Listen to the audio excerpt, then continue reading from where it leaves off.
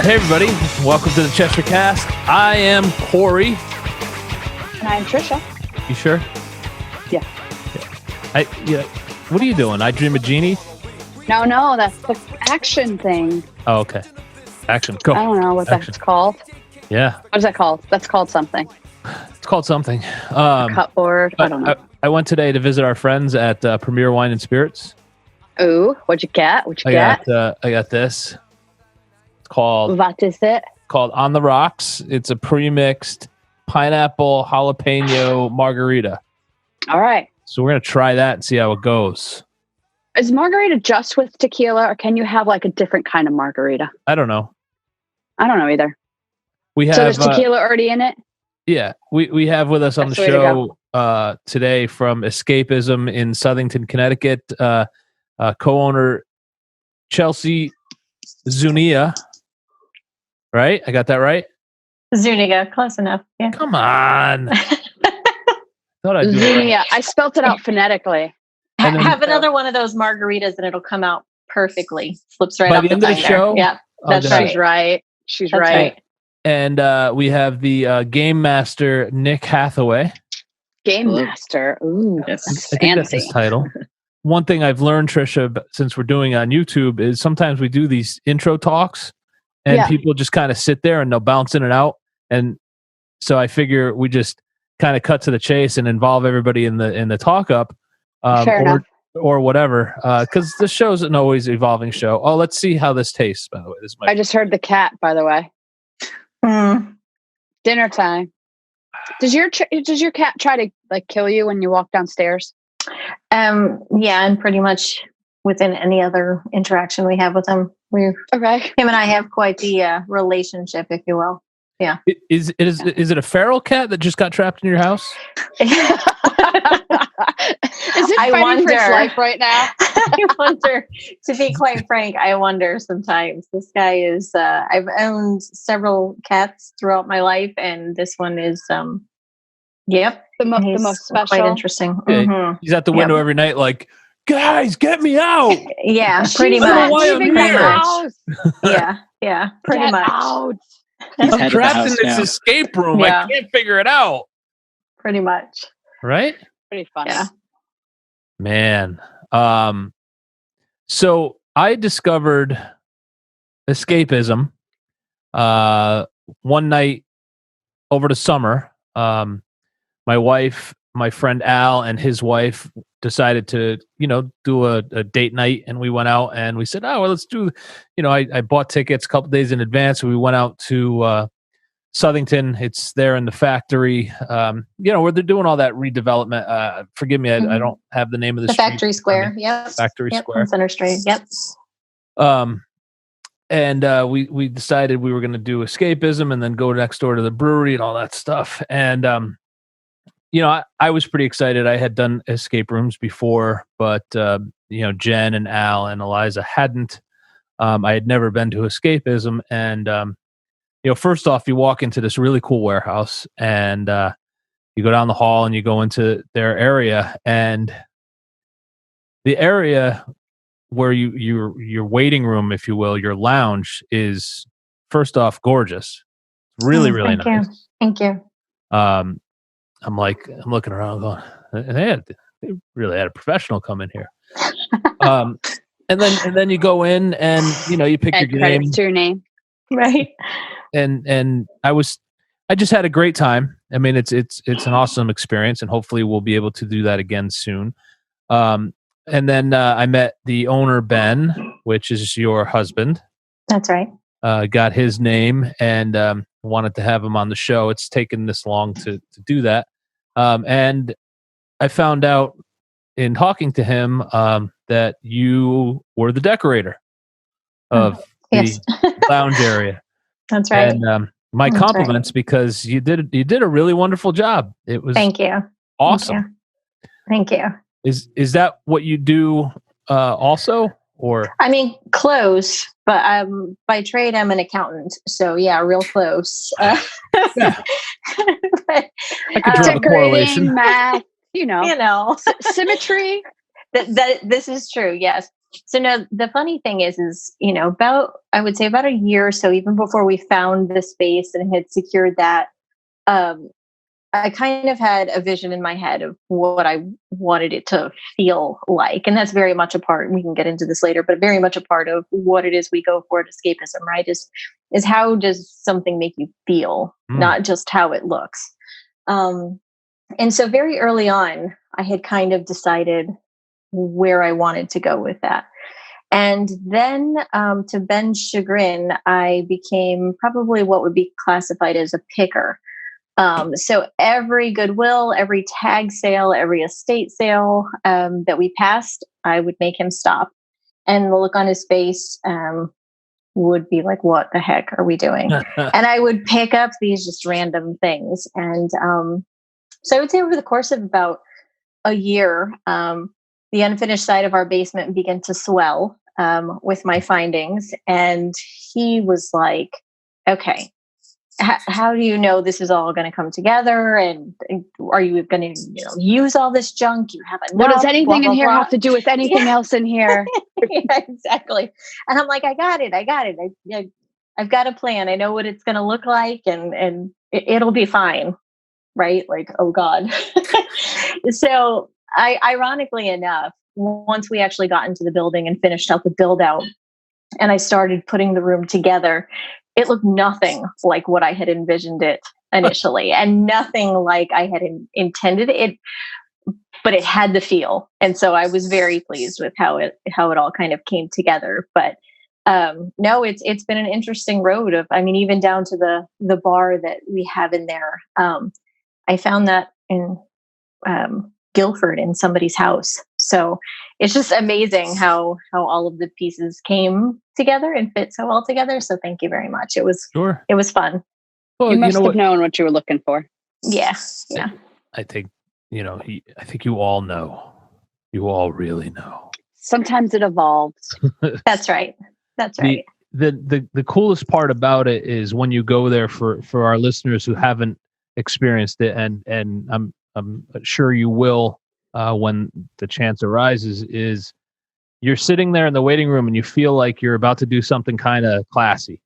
Like it doesn't feel like it's just thrown together. So you're sitting in this area, you're looking around, it's comfortable, it's nice, it feels upscale, and you're like, okay, so I'm gonna go in and these puzzles are gonna be good. This is gonna be good. I'm not gonna go for some second rate, it's paper mache bullshit here. And it's true, because as you get into the room, and Nick, you can talk a little bit to this, is I can't remember the game we did, but we're locked in the room, and the first thing the girls say are, are we really locked in here? Can we get out? Listen, if there's an emergency, we could just push that door and open it. We could get out. It's not a deal.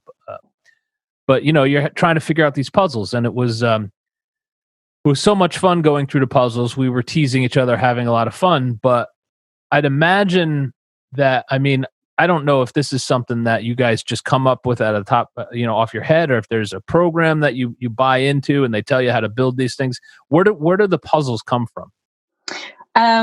So pretty much that's all Ben and I have talked about for the last 5, 6, 7 years of our life. And I'm teasing.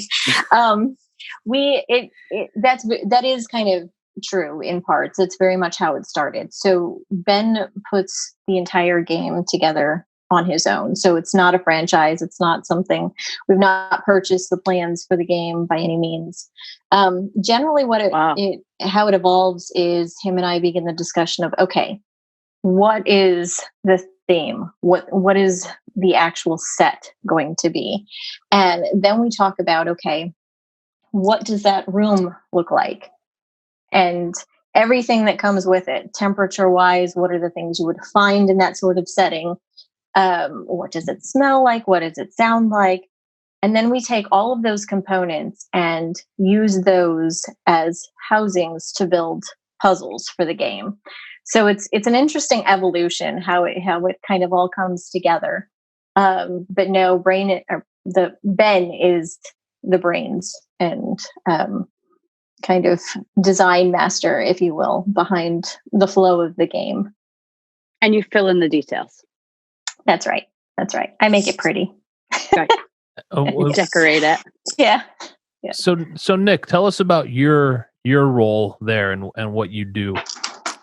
All right. Well, as game master, we do, and I guess I speak for me and the rest of the team there as well, because we do a variety of things. It's not just like, showing people, hey, this is a room, go into it, that's it. It's a lot of making connections with people and really learning the rooms that we have inside and out so that we know how to take care of everything that's going on.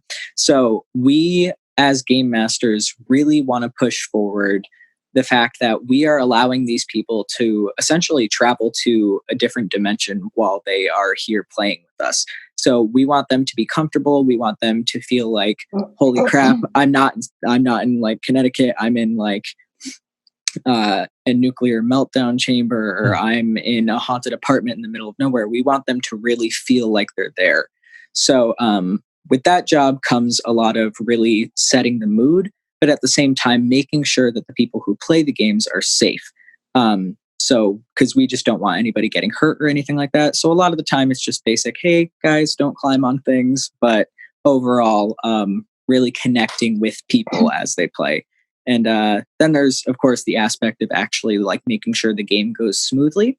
So we do sit in a separate room and monitor things as things are going on. And again, we really want people to have a really good experience while they're playing these games. So we have our own ways of communicating with the people that are in the rooms so that they have a good time going through this and that they aren't going to get like really stressed out or freaked out by anything. So ultimately, I would say one of the biggest things about working at Escapism and being a part of this team is the connection that you get to have with other people and building that up and working with that. Awesome. Creating the experience.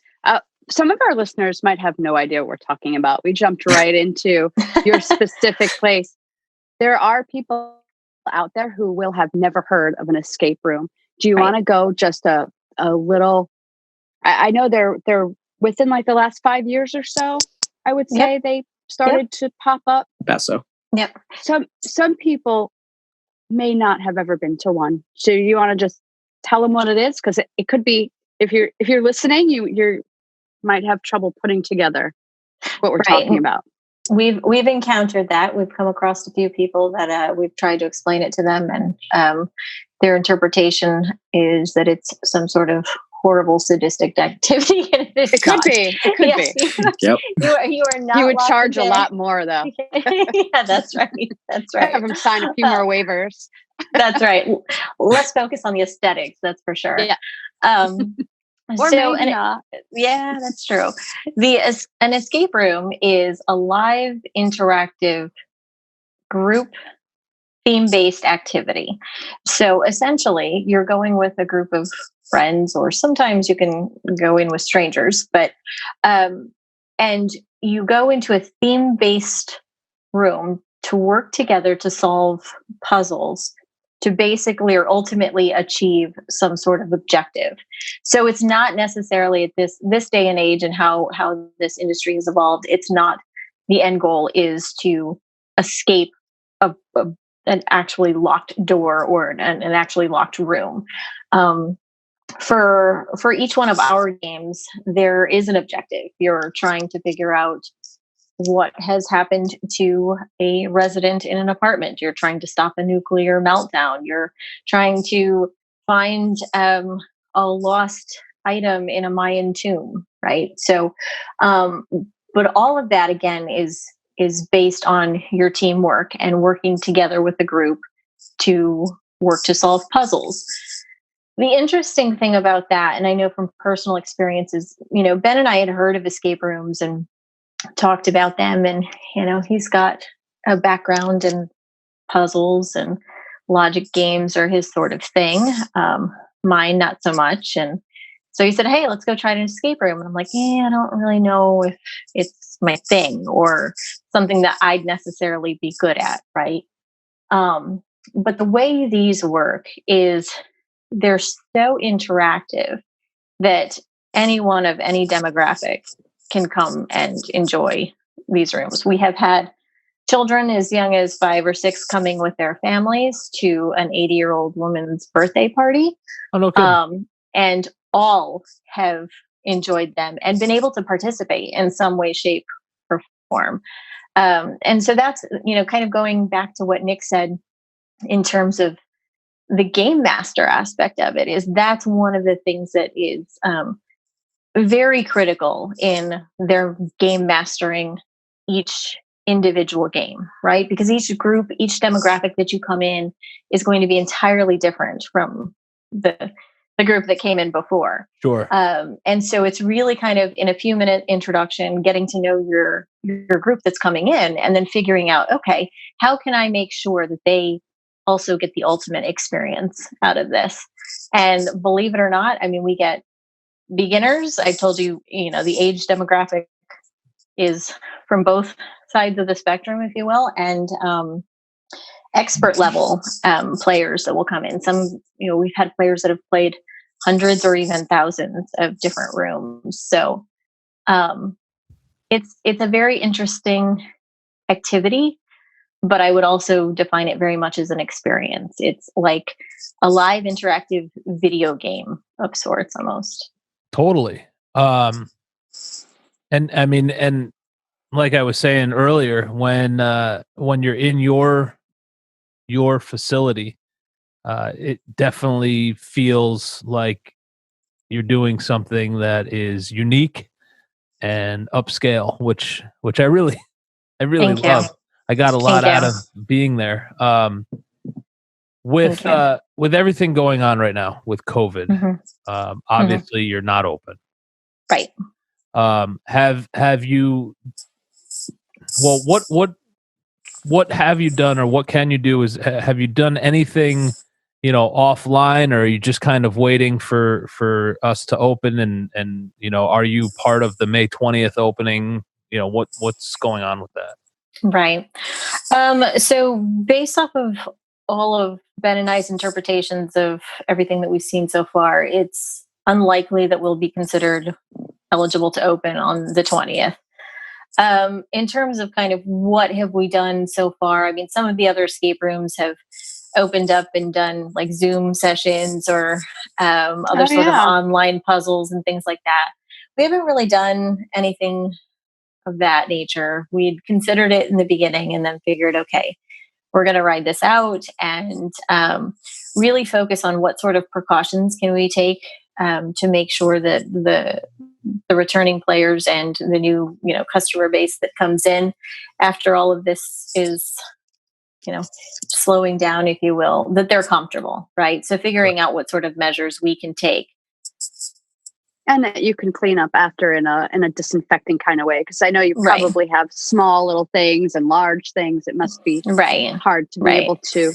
Generally, probably easy to keep that clean. But at this level, that's supposed to be a problem. Right. Well, and I'm sure. Do you have, go ahead. No, Nick can attest to the fact that, as owners, we've always been pretty strict in how clean we've kept all of the rooms and games, and making sure that we're, disinfecting and keeping things as clean as possible. But this takes it to an absolute, is different, entirely different level, just to get people comfortable, and rightly so. Right. So. Well, just to compliment you again, I mean, I'm a huge fan of what you guys are doing. I mean, of your genre. Thank you. No, not only the genre, but their space. They're specific. When I went with Al and Eliza and Jen, I legit felt like they had set this whole thing up for us, and it was the first time anybody was in that room. Yay. There wasn't anything broken. There wasn't anything that didn't work. It felt they didn't forget to put a clue back from the last group that ran through. Everything felt like we were the first people to be in there. And thank you. Judging by her cheers, I guess that's what you're going for. Yeah, no, very much so. And again, Nick can attest to the fact of how stringent we are with our checklist and and making sure that they understand exactly how critical that is. And your statement right there is a true testament to that, right? You know, our tagline at Escapism has been step into our world. Yep. And that's what we've wanted each and individual person to come in and feel that they have done. And to get that, no matter who, no matter what their skill set, no matter what their expectation, to feel as though they have stepped into a different world, into our world, right? And so every little detail is critical. Things that you wouldn't necessarily think that anybody might pick up on, and they may not, but you know, you walk into a room and perhaps you can't put your finger on it, but it smells like an old lady's apartment. And well, yeah, that's because we have scent generators, like specifically mothballs. Right. We've got these scents specifically picked out, right? But there is a lot that goes into that. So I appreciate your kind words. Well, it's like a picture, right? The more pixels you have filled in, it's still the same picture, but the more pixels are there, the clearer it is, the more defined, the sharper. So the better experience I could see that being without people even realizing it. Right. That's right. That's a good analogy. Yeah. You had reminded me when you were talking about the game earlier. The one we did was the reactor core breakdown. Whatever that game is called. I can't remember the name of it. Meltdown. Meltdown. Or Meltdown room, yes. And the only thing I had wished was going to happen, and I expected that it would have, but it didn't, is towards the end, I wanted to see some sort of like smoke machine fog kind of filling the floor. Yeah. To blame that one on the local fire marshal. All right. Yeah. Ben and I have big ideas too. And then this guy comes in with his suit and he's like, yeah, no, you can't do that. Oh, some people have trouble breathing in that. Yeah. But we got to the end, and the countdown, like the 5-minute mark, we solved it right around the last 5 minutes, but it was, if I remember correctly, the alarm started to increase or something. Mm-hmm. And I was expecting to get like, the room was going to start filling up with smoke, and it didn't. Shaking. Yeah. Because Al even turned to me at one point. He's like, I feel like this is a real thing. I know. We're not really trying to save the world, are we? He's like, I didn't sign up for this. I'm drunk. We're gonna if we fail, like this isn't gonna blow up Southington or something. I said, I don't know, it might. So then we've done our job. Yeah, that's right. Can I tell you? I don't know how many people will be watching this, but can I tell you a secret, and then you can decide whether or not you want to take it out or not. But out of all of the rooms, and again, Nick can attest to this, I cannot run that room without biting my fingernails off. She cannot. Every time I get so stressed out, and Ben will look at me and say, it's just a game. Like, you know what's going to happen. And I'm like, they're all going to die. And I can't. My anxiety levels go You've never killed anybody, right? No, I have not. I have not. All right. Okay. No, I have not. Just checking. That sounds like so much goes into one room. How many? Yeah. So do you have multiple rooms going at once, or do you concentrate on one themed room for a certain amount of time? Well, they can go all at once sometimes. It depends on who we get coming in. No, I mean like the room itself, like the setting, like the nuclear countdown. Right. How long will that room run? So we have four themed rooms right now. The nuclear meltdown room, which is called Meltdown. The Mayan tomb, Do Not Disturb, which is the haunted sort of creepy apartment. And then our latest room is the Score. So again, because Ben and I put all of these together ourselves, there's a lot that goes into the development and the production, and then the actual building and execution of collection of stuff. Right. All my garbage picking and all of that. Right. Yeah. So there's a lot that goes into it. We've been running Meltdown and Do Not Disturb since August of 2018. Wow. And haven't seen a slowdown yet in the amount of times that it's being booked. So generally, no. Because in theory, by nature of the way the game works, you kind of know And if you don't remember the answers per se, you then at least kind of remember what you need to do to get them, right? But we have had people come in and, perhaps come with other parties and said, I played it so long ago, I'm going to play it again. What if they don't finish it? They come back to finish it, or do you just solve it for them at the end? So our sort of what's been most important to Ben and I is that, again, you're getting an experience, right? And we want you to have the opportunity to experience the entire game. So to the extent that a game master can kind of help guide you through that experience to ensure that you finish, that's ultimately our goal. We were never we're not the type of game developers that say, we won, we got you, we stumped you. That's not our goal. It's really about the experience. So generally the people that don't make it out are pretty darn close. And at that point, it's like, all you needed to do was to take this and just stick it in here and you would have had it. Right. So, but generally that's kind of what we strive for, is everybody to have a complete sort of experience. I want to come in with a Cheshire Cast party. I want to wear our GoPros, do all that, and I want to do a live, like a Facebook Live of us running through the one of the puzzles at some point. But you can't. Then you solve it for everybody. Well, no, because there's ways to edit it cleverly, so we don't. Okay. So, but I want to get. We lost Nick. What happened? Oh, there he is. We're back. Sorry, I want to get. I want to get me and Patricia and Jen and Josh, our significant others, and Al and Eliza will all come in, because you need to have Al as just for his laugh alone. He's for the comic relief. Yeah, he's totally for the comic. I'm too stressed out on those. I tried one and we didn't finish it, and it was stressful. No, it was a Sherlock Holmes one. We got to do one of us coming through there and make a whole. We probably shouldn't do it live, because you're right. We'll give away stuff, but we'll film it. We'll give away stuff, and we're going to say stuff that probably is not meant for the general audience. We'll come in with our GoPros. We'll film the whole thing, and then we'll cut an episode, and we'll just make a whole episode of us in this room. If being ridiculous, yelling at each other and our significant others. Nick, it's your turn. I want to talk to you a little bit. All right. So you clearly, and I'm going to judge a little bit, so you have to forgive me, but that's fine. You are clearly a creative person. No. I could see that just based on the t-shirt you're wearing and your hair and what's behind you, and your fingernails are painted, all the things that I had when I was your age. Now, I don't know how old you are, but I'm guessing you're somewhere between 16 and 25. That's a range. I am 19.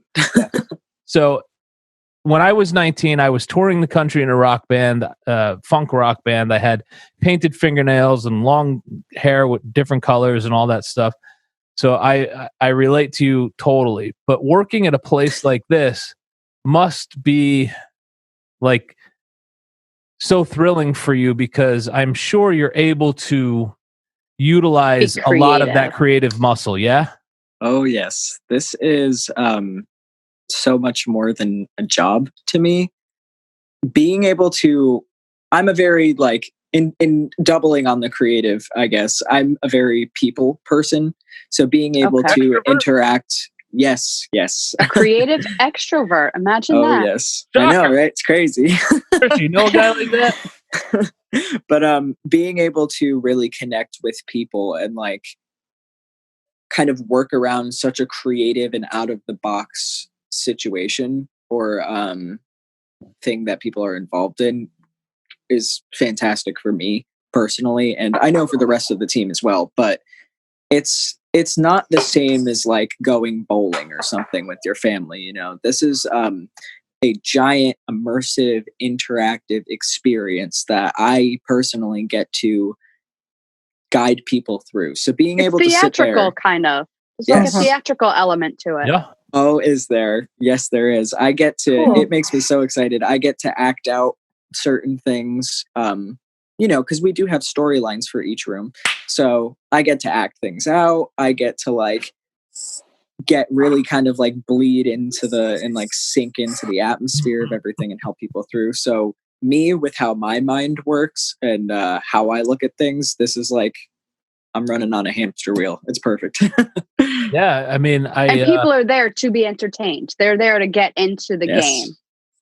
That's very cool. So you help them. You give another dimension, an actual other physical being that's part of the environment, an interactive part of the set. Very cool. And it's good job. It is good very job finding rewarding. a fun thing to do. Good. You miss it. You miss it being home. Yeah, I totally do. Yeah. I mean, I was trying to find a particular picture I had of me with my painted fingernails, but I couldn't find anything. But at quick search, I found a live photo. So these are some of my band members here, and that's me in the background there. Oh yes, shirtless and tattooed behind my turntables, and that's when I was your age. That's fantastic. That was, I'm in full support. That was a good time. Two creative souls. Yeah, no, I was somewhere studying. Right, just me here in my plain black shirt. Yeah, I was somewhere being a nerd. Right, following the rules. Yeah, yeah, absolutely. The best people on the planet are ones who don't follow the rules and just make. I know. I mean, but stay within the confines of the law. That's right. But, why you didn't? You never did. Don't be a hypocrite. Well, listen. Moral law. Let's put it that way. Okay. Still ambiguous. Yeah, no. I never. Whose morals? Your morals or my morals? Yours. I never broke any moral codes. Don't say my morals. You'll be very bored. It's a very boring place to be. I encourage exploration, especially when it results in good artistic output. Let's just put it that way. We could talk more offline, Nick, if you'd like. I got you. Love it. Leave the kid alone. No, I think I would love doing something like this when I was his age. When I would be home from tour, I get to act out or do something or help create something so fun. I mean, it's got to be. That's what you do for Halloween, Corey. You dress up and everything. He acts a part. He's part of his Halloween decorations. This is like creepy. Halloween every day for me. Right? But like a little different, but still same principles are there for me. I want to come work. What's the quickest time anybody finished a room? What's the record? 26 minutes, I believe. Right. The quickest anybody ever finished was 26. I thought you were going to say like 10. 26. No, and the room That's impossible. The room lasts 30 minutes. Yeah. I don't know how. 60 minutes. 60. Yes. Yeah. The room lasts an hour. Yeah. Yep. Corey, I don't know if I could hang out with you for an hour doing a puzzle. Yes, you totally could. I don't know. I'm like, what are you doing? Trisha, you've never done an escape room? I did. Sherlock Holmes. Just one? Yes. Just one. For my 40th birthday, we went and I set up a whole day and that was one of the activities we did. And it was with my kids. Yeah. My mom, my husband, and my niece. And we didn't stand a chance. Yeah, no. We're gonna do it together as adults. And I assure you that I've done escape rooms in Las Vegas. I've done escape rooms in New York City. Oh wow. And you've been all over. This one the show has. This one is one of the exceptional. I mean, hands down, if I found Escapism up on the Strip in Las Vegas, it would fit in just fine.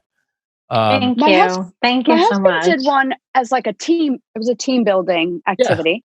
Yeah. And it was multiple rooms, but they had to physically get from one place to the other. That's the only time I've ever heard of that. Usually they're just in one physical cube. This was like they had to go through tunnels and crawl through things. I guess that was part of the team building. Do you have multiple room puzzles? We do. Yes. Because I don't think the Fallout. I think that was one room, and then you go into the control room. That's right. I guess it was 2 rooms. Yeah. That's right. Yeah. So, do you have like a restaurant bar on the premises? What kind of setup is it? Because that sounds like a perfect evening. Yes, it does. So I think you guys mentioned before, one of the things that appealed to us the most about that location in particular was, first of all, the building in and of itself and the character and everything that really just sort of captured kind of everything I had envisioned. But in that building is a brewery, a barcade, a coffee shop, a chocolate shop.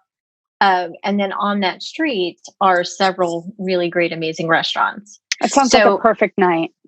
Exactly. And that's kind of what we had envisioned is, a one-stop, park your car once, you can have something to eat, play a game, have a nightcap, extend your evening, We do have a lounge. It can be privately booked, to host parties where you can have catered in food. It's BYOB. We've also had people kind of stay and hang out after and, either bring a bottle of wine and just sit and talk with their friends. It's kind of what we had envisioned for that space. It's just somewhere for people to connect after their games, because for those that have played a game, I know generally you don't get to see everything and you don't get to see how everything was kind of solved or what happened when in other areas of the room. And we really wanted to focus on giving people, instead of rushing them out, giving them a spot where they could kind of, come back together and say, well, how'd you figure this out? How'd you do that? And really just have some time to relive their experience. So that's very cool. I got to circle back to the beginning of the show. Oh, look at that. Oh, Wow. there it goes. It's invisible. So, is it green? Because it's invisible. I opened this at the beginning of the show. It blended into the green screen. That was kind of cool. This is what's left. How was it? It's delicious, by the way. But I realized that a buzz has been caught. Oh no. Uh-oh. And I was surprised. So I'm looking at it and I'm going, we still have 15 minutes left of this show, Corey. Hang on. It's fine. It's a buzz. Okay. I mean, I'm not going to get in my car and drive, but I can manage having a conversation. Keep your clothes on, Corey. What'd you say? Take my clothes off? No. It's 20% alcohol by volume. I had no idea. So this is. Donna really knows how to pick them over there. Look at that. I'm not kidding. But it's really good. It really, really is good. I'm a jalapeno. Sorry. I like hot, spicy stuff. So is there a little bite to it? Is there a little spice to it? Definitely a little bite. Okay. I'll have to share a recipe with you. Send it over. So I've got a recipe for homemade jalapeno margaritas. So please. My daughter today, I have a 17-year-old daughter. I have 3 kids, but in particular for this story, we're talking about my daughter. My daughter came today into my office and she says, Dad, have you watched crap, I can't remember the name of the show now. It's a show where the host interviews celebrities while they're eating hot wings. Oh yes. Yes, I've seen that. I just can't it's gonna drive me crazy. I can't remember the name. I know what you're talking about though. So she has me watching it and she knows I'm a fan of hot sauce. So I'm watching this show and I'm writing down every bottle. I love that. And I watched it all day long. I watched, I don't know, 8 or 9 You got stuck, huh? It's a weekday, Corey. But now the downside is I have 90 bottles of hot sauce that I need to buy today. Because Trisha, you know me. I'm not going to you dig in. Yeah. Yeah. So once I'm in. So now I want to, but I recently became a vegan in January. I don't know why he quotes. I don't know why I quote. I don't know why I air quote. Oh, you know why I air quoted It's like that? his apology. He knows he's going to say it. So I'm vegan. And then he puts his head down, apologizing. It's I air quoted that because 20% by volume. So, there's meat in there. That's 20% meat. No. Alcohol is not that vegan. Explains the buzz. Stop it. No? No, it's not. What do you mean? It's like when they make it a minute ago. Uh-oh. I don't know who you're pointing at. You. It's not me. Not You're me. on my screen, right? No, that's not Trisha. Yeah. No meat. So There's no meat in it, Nick. I take it back. There's nothing in it. It is. We're good. What do they make it with pork? I don't understand. I have pork vodka. I don't get it. I love bacon. I mean, I'm in. Chicharron. So I'm making buffalo cauliflower is what I make now instead of chicken wings. So now I have to everything is cauliflower with you. Everything. Everything. So everything's cauliflower. now I got to make all this cauliflower, this buffalo cauliflower with all these hot sauces. Cauliflower. So yeah. Anyway, that was a left turn. I wasn't telling you to move on. I was saying I thought hot sauce and cauliflower. For. I was waving away the odoriferous thoughts of that meal. It just doesn't smell good to me in here. Usually people do this, but Trisha's doing this. Cauliflower and hot sauce together in a man digestive system sounds stinky. Painful. But you do you, Corey. You and your vegan cauliflower meal. I'm vegan.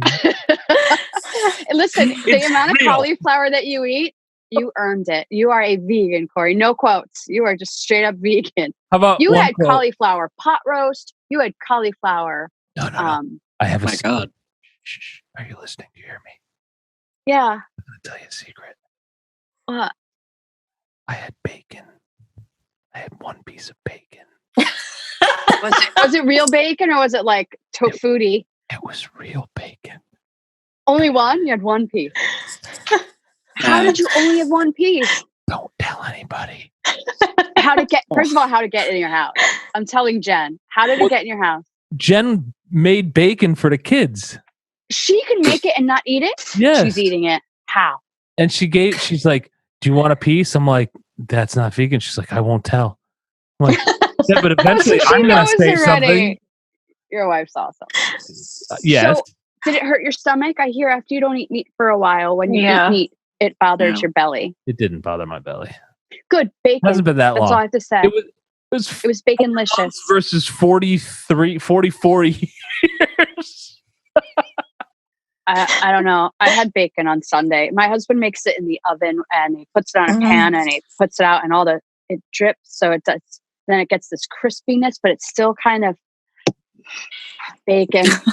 So back to escapism. You guys. I love bacon. You guys gonna have a bacon game? Yes. I am sold. Right. When we're out of this thing, I'm gonna celebrate by spending an entire. Corey, you are more than welcome with your entourage. Let's do an entourage complete date night with chocolate, booze, video games. Have you been to an Factory escape room, a dinner? I have no idea. Where are you guys located?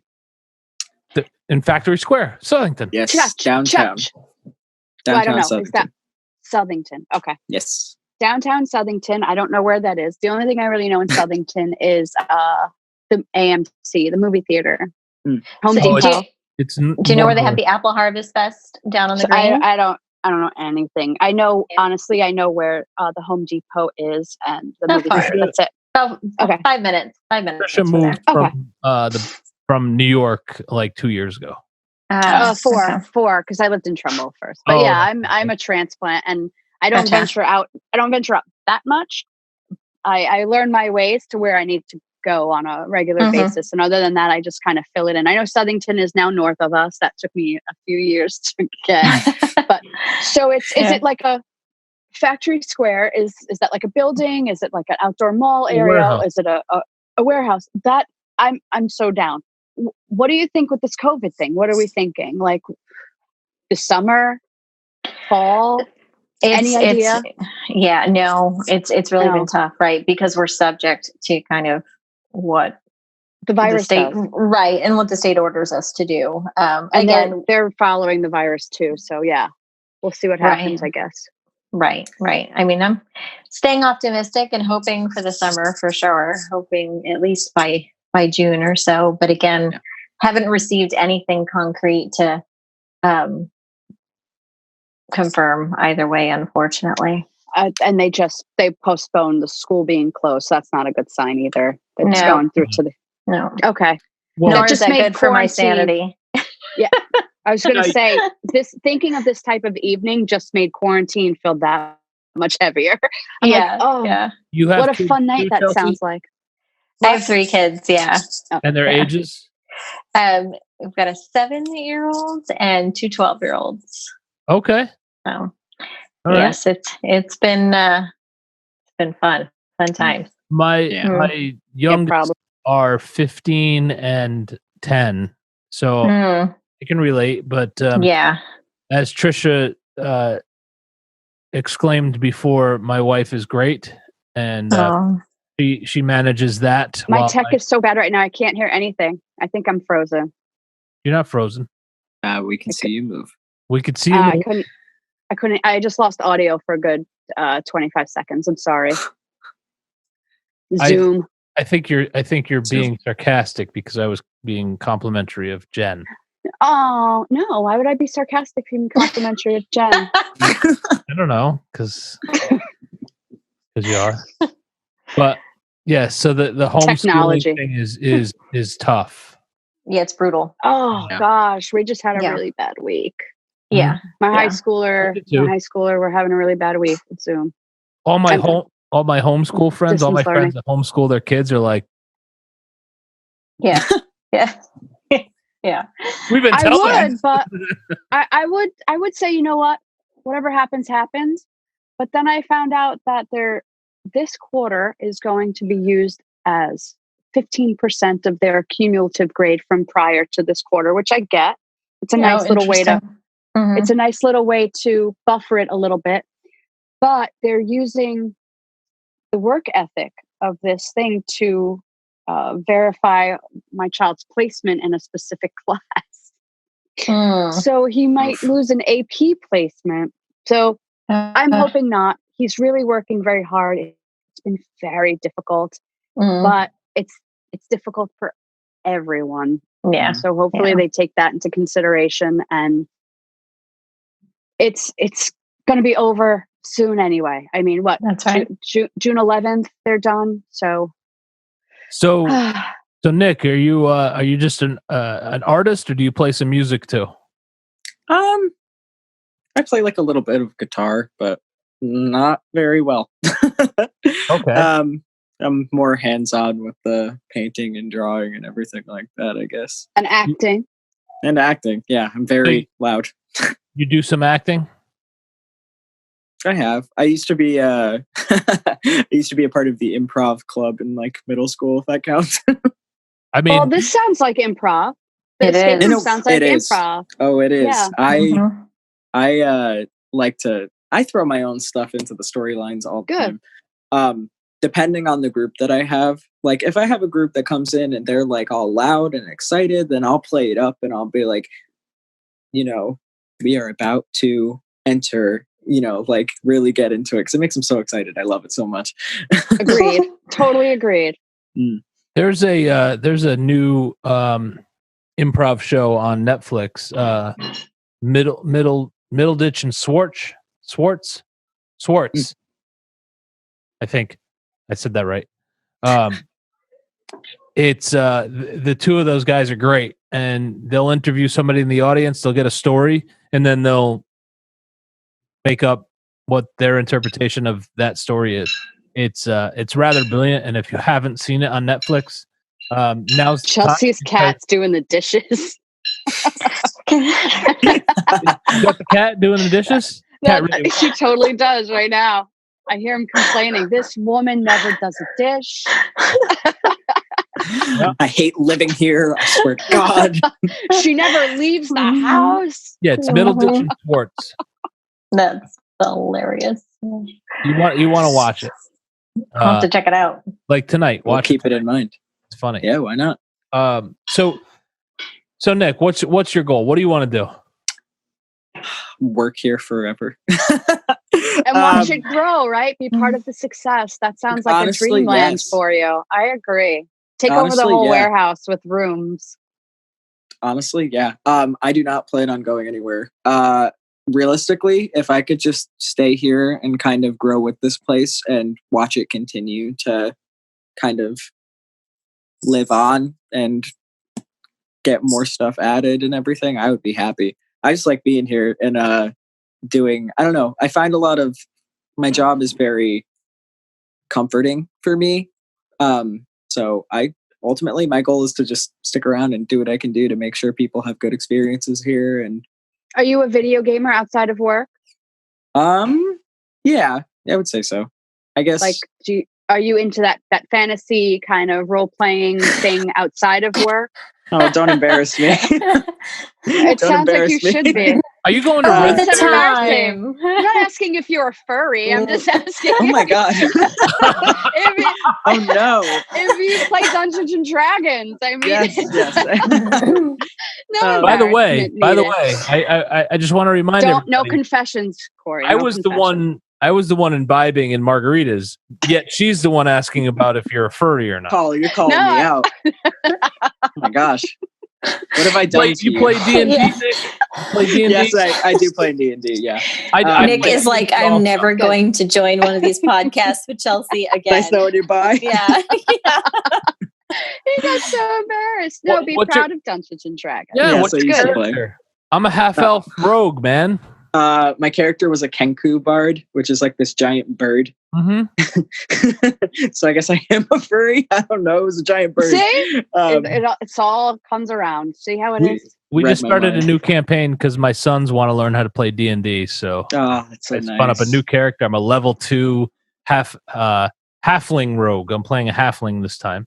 Ooh. And we're having some fun with it. But I haven't played in a while. Well, my friends and I played a D&D game for like 15 years straight. Yeah, that's how it was for me in high school. I had a group of kids that I would hang out with after school, and we would play for like a really long time. The campaign just stretched on and on, but it was so fun, and I miss it. It's fun. But, My I son loves graduated, it. so yeah, it's fantastic. Honestly, working here is like a Dungeons and Dragons campaign, but more real world.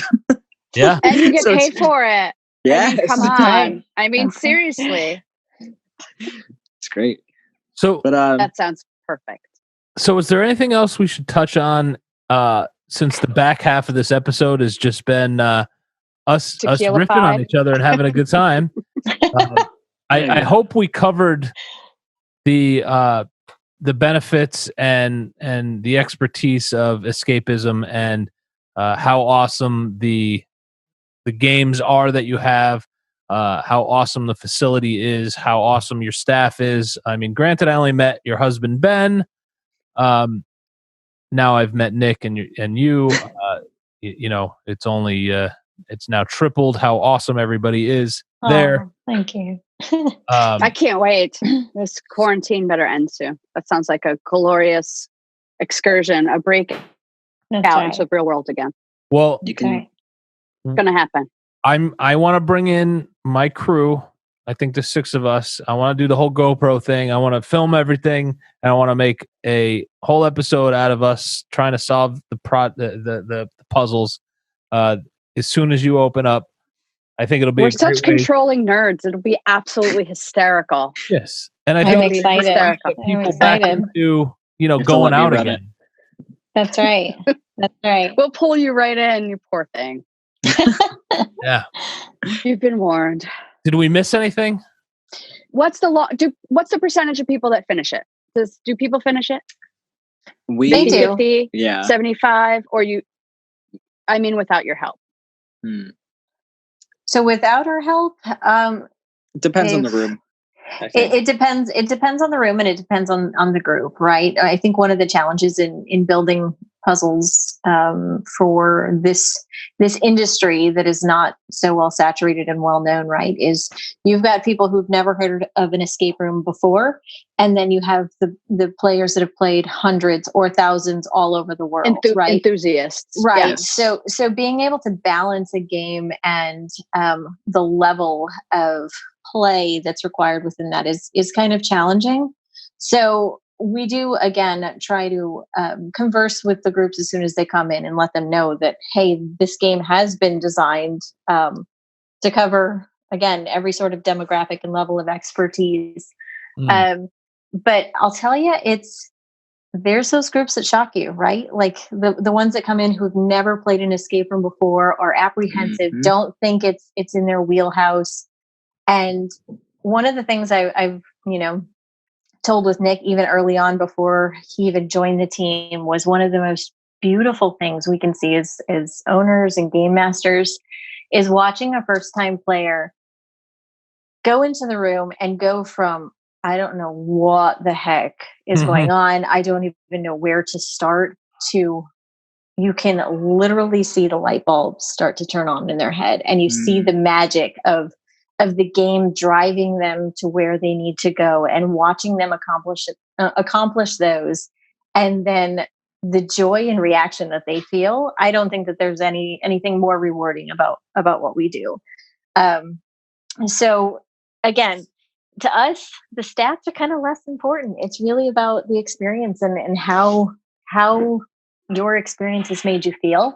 And we're there as game masters to ensure that you've got the ultimate experience tailored to your group specifically and their needs.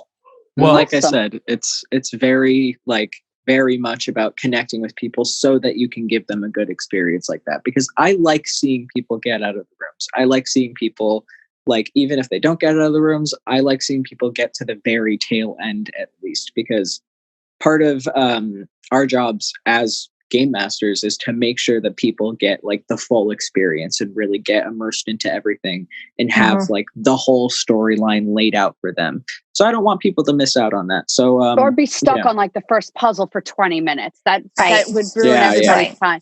All right. Yeah. So you're helping orchestrate. Awesome. Yeah. We're very focused on making sure that they have a good time and get through everything. Well, I am a very difficult person to impress. Anybody who knows me will tell you that. And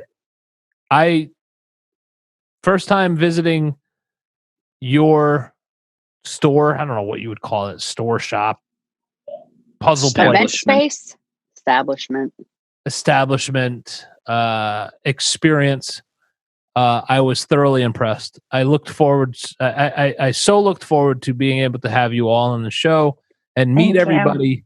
I'm excited that I did. Thank you. Likewise. Yeah. And I can't wait to come back and do more puzzles. And I wish you guys lots and lots of success. I hope that we can get back to normal soon. Me too. This was in a lot of ways an episode that I really needed, because I am closing the episode with a lot to look forward to. Hugging my mom and dad is one thing, but I'll be honest with you, going and experiencing your puzzles at Escapism is another. Thank you. Not on the same level as hugging my mom and dad, but pretty close. It's fulfilling another need. Yeah, Ben and I give good hugs too. Just ask him for one. Yeah. Well, I don't recommend it. But wait till he's feeling better. We'll wait till he's feeling better, and maybe I won't even ask. Maybe I'll just. That's right. Just go in for it. Just go in. Yep. Go big or go home. And that's right. Wear your RuPaul shirt and your fish tank platform. I love it. I'm happy. So it's been a pleasure to meet both of you. Thank you so much. As well. Thank you. Stay well, guys. Nice meeting y'all. You too. Thank you. So wrap it up, Corey. What you got? Yeah, well, I gotta close it up. I mean, like I said, I think I said it all. This show has given me something to look forward to. Thank you. I think we all need something to look forward to, something positive, something we enjoy doing outside of our house. We covered what's happening with our small businesses. Luckily, some of them have been able to survive, although rough. And to be there to give us something to be positive about. And some normalcy, something that some businesses were able to accommodate the transition into quarantine, and some were just, we'll wait to the other side. Yeah. You know, not to be Debbie Downer, but in the uncertainty we're living in, and the nightmare that we're experiencing of being, you know, stuck in our house and you know, finger pointing, homeschooling, and everything we're doing, we need something to escape from all this. And you know, this is one of those things that we have. Again, Chelsea, Nick, Ben, I wish you all the best. And thank you so much. Well. Thank you. I look forward to having some fun at Escapism in Southington. Down at we'll have you back on the show after we go and do an escape room. Absolutely. Oh, no. Absolutely. Definitely. Let me know when you're coming, and I'll bring you margaritas. Yeah, we are making a show of going there, Trisha. We're not. That's awesome. Great. I love that. I think that's a great idea. Honestly, I think it would be fun. We're just the ones too, because we're very competitive and we're very nerdy and we're funny when we're stressed out. So it'll be a good show. Love that. Yeah. So you know, I look forward to it. Trisha, I highly recommend whatever this is that I got. It was delicious. Yeah, I've got to find some of that.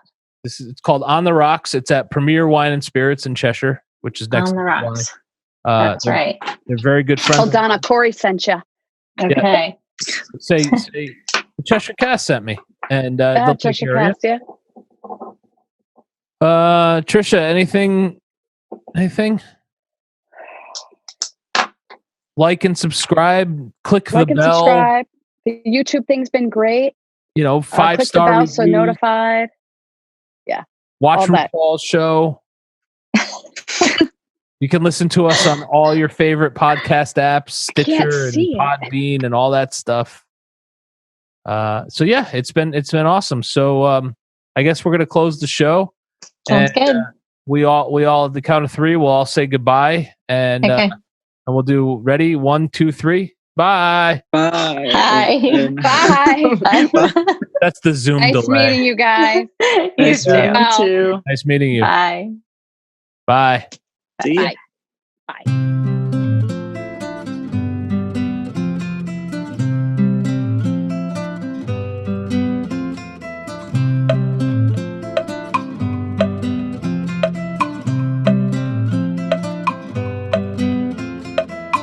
Bye.